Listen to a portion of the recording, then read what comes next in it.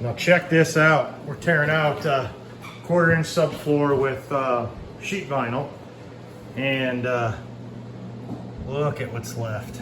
Ugh.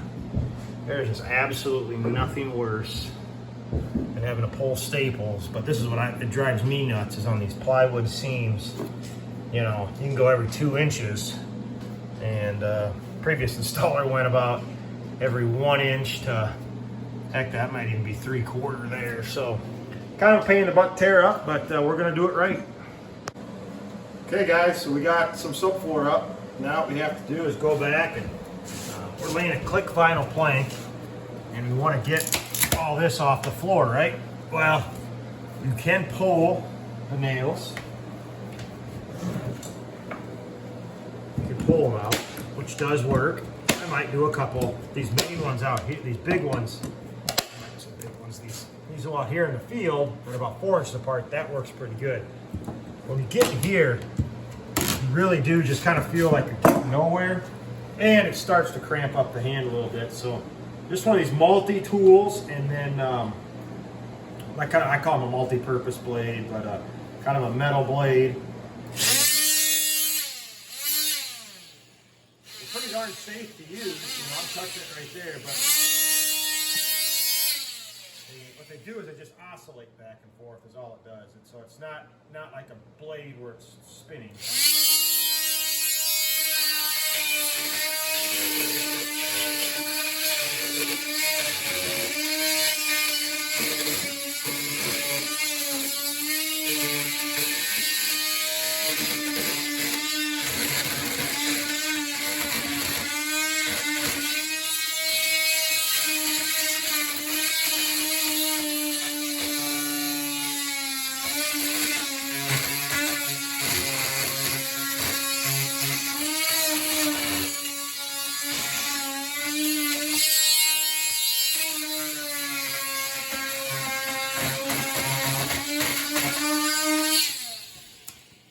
Takes a little while to do, but it does get those staples out.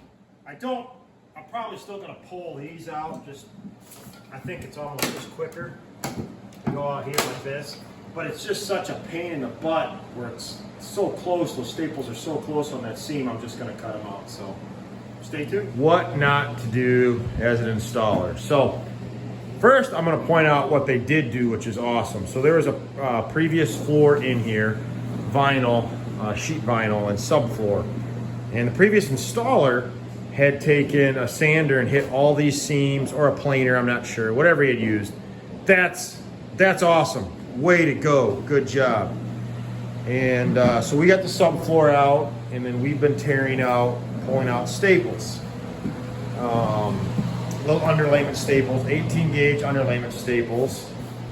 And we're on day 2 now of tear out, and we're just kind of cleaning up. We're not going to get her quite finished today, but this is what we're going up against. I'm going to show you here what not to do as an installer. So we have this, I think, mentality in the flooring industry that we need just more when you're installing, right? You know, if 3 staples will hold it, 6 will be better. I have a saying around here that I use, that a lot of the old guys, when they put stuff in, they were so concerned about their install that if the house got hit by a tornado and the stairway was out in the field, the carpet would still look good because they used so many staples to hold that thing to the steps. It's just ridiculous. Well, the same thing's about underlayment around here. Underlayment does not need to be stapled that tight on the seams. It just don't. Every 2 inches on the seam is just fine, and every 4 inches out in the field is just fine, I guess you could say, the rest of the plywood. But just in this area alone, this is 6 inches by 6 inches.